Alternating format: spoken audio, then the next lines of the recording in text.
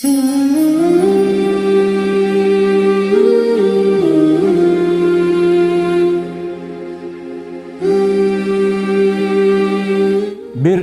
сахабанын аты Саубан деген сахаба экен.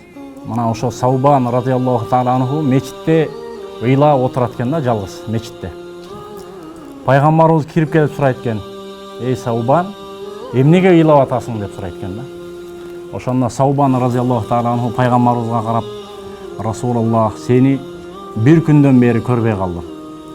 Сизди бир күндөн бери көрбөй калып, мен куса болуп атам сизди көрбөй калганыма. Эртең кыяматка барганда сиздин даражаңыз жогору болот.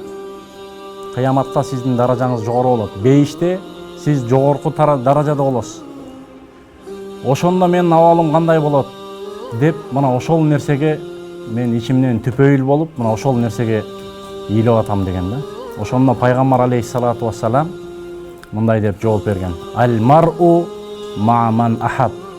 Кыяматта сүйгөн, жакшы көргөн адам менен биргеликте болот дейт. Демек биздин жакшы көргөн адамыбыз пайгамбар алейхиссалату вассалам болуш керек.